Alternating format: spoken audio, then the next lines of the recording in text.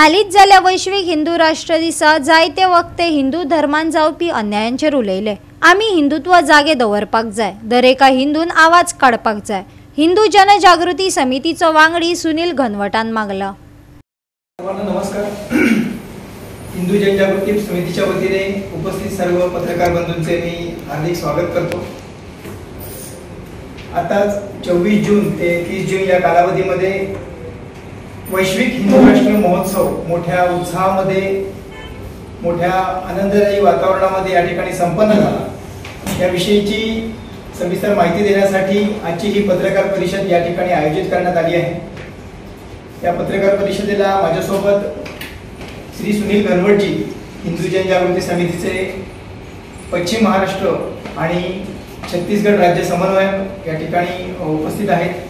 त्याचबरोबर गोमंतक मंदिर महासंघाचे श्री जयेश थळी, हिंदू विद्यार्थी परिषदेचे सचिव श्री नागेश जोशीजी हे सुद्धा उपस्थित आहेत। या 7 दिवसांच्या कालावधीत जे वेगळे विषय या ठिकाणी चर्चिले गेले आणि याचा सार जर सांगायचा झाला तर हिंदू राष्ट्र स्थापनेच्या दृष्टिकोनातून किंवा हिंदू धर्मियावरती होणारे आघात असतील, हिंदू मानबिंदूंवरती होणारे आघात असतील, हे सगळे जर रोखायचं असेल तर सर्व संघटनांचं मिळून एक हिंदू राष्ट्र समन्वय समिती स्थापन झाली आणि ती कशासाठी स्थापन झाली पाहिजे। आज जर बघितलं तर सेक्युलरिस्ट आहेत, कम्युनिस्ट आहेत, इसाईस्ट आहेत, इस्लामिस्ट आहेत, खलिस्तानी आहेत, अशा अनेक मुवमेंट या हिंदू धर्माला, सनातन धर्माला नष्ट करण्यासाठी आपापल्या पद्धतीने कार्य करतायत।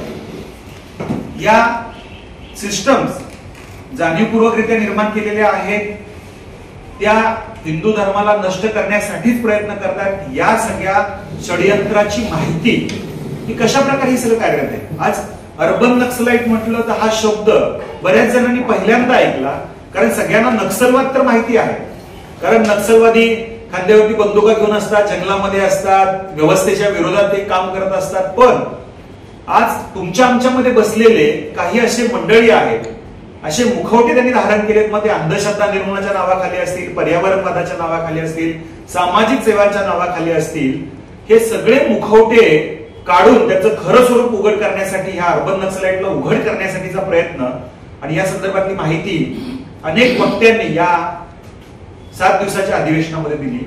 कारण शत्रू जर समोर असेल तर कळतं, परंतु शत्रू आपल्याच मध्ये बसलेला असेल आणि वैचारिक लढा देत असेल आणि वैचारिक पद्धतीने जर षडयंत्र करत असेल तर हे ओळखणं अवघड असतं। या संदर्भातही या अधिवेशनात चर्चा झाल्या, पुढच्या नियोजनाच्या दिशा निश्चित झाल्या, परंतु या सगळ्यातनं एक सार स्वरूपात पुढे गोष्ट आली की यापुढे जर हिंदू राष्ट्र स्थापन करायचं असेल तर आपल्या हिंदू संघटनांची एक इकोसिस्टम तयार झाली पाहिजे आणि यासाठी सुरुवात करायची आपल्याला ती हिंदू राष्ट्र समन्वय समितीच्या माध्यमातून।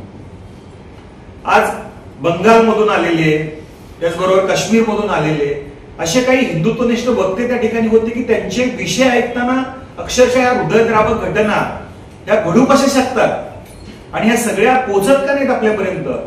आज अनेक भागांमधनं, मग ते बंगालमधलं मुर्शिदाबाद असेल किंवा अन्य त्या ठिकाणचे भाग आहेत, त्या ठिकाणावर हिंदूंचं होणारं पलायन असेल, अलीकडे जयपूरमधनं झालेलं हिंदूंचं पलायन असेल, अनेक ठिकाणी या गोष्टी घडतायत, परंतु बहुसंख्य हिंदू या देशामध्ये असताना त्यांच्या भावनांचा विचार का नाही होत आहे, याचं मुख्य कारण आहे की हिंदूंचे एक इकोसिस्टम नाहीये किंवा हिंदूंचा एक दबाव गट नाही। 28 जून रोजी पूर्ण दिवस मंदिरांसाठी ठेवण्यात आला आणि जे काही प्रयत्न चालू आहेत मंदिर संस्कृती रक्षा, मंदिर संघटन या दृष्टीने त्याला सकारात्मक असा परिणाम मिळत आहे। वस्त्र संहितेच्या दृष्टीने जे प्रयत्न झाले ते 710 मंदिरांमध्ये वस्त्र संहिता पूर्ण भारतभरात लागू झालेले आणि पुढे जाऊन अजून 425 मंदिरांमध्ये अशा तऱ्हेची वस्त्रसंहिता येणाऱ्या वर्षभरात लागू करावी या दृष्टीने प्रयत्न करण्यात आले। त्याचबरोबर संघटनाच्या दृष्टीने छोटी मोठी जी मंदिरं आहेत त्यांनाही याच्यात सहभागी करून घेण्यासाठी प्रयत्न सुरू झाले। अजूनपर्यंत देशभरात 14,000 मंदिरांचं संघटन उभं राहिलेलं आहे आणि त्याच्याशी आणखी मंदिरं कशी जोडता येईल। गोव्यात 2011 पासून सुरू झालेलं, महाराष्ट्रात आता मंदिर महासंघ आहे, कर्नाटकमध्ये झालं, छत्तीसगडमध्ये सुरू होत आहे, अशा अनेक राज्यांमध्ये हे संघटन कसं उभारता येईल या दृष्टीने या संदर्भात चर्चा झाली. आपल्या मंदिरांचं सरकारीकरण याच्या विरोधात मोठं जन आंदोलन उभं करणं आणि मंदिर संघटनाच्या माध्यमातून ही मागणी पुढे आणणं हा एक भाग या संदर्भात केला जाईल. त्याचबरोबर मंदिरांच्या परिसरात 100 मीटरच्या आत मद्य मांस विक्रीवर बंदी या संदर्भात पूर्ण जन आंदोलन जे राष्ट्रीय स्तरावर उभारणं आणि संविधानिक मार्गातून हे आंदोलन करणं या दृष्टीने पण याविषयी ठराव घेण्यात आला. गोवा 365 कदीर कृष्णा नाईक, गौतमी गावकर आणि वैष्णवी साळगावकर.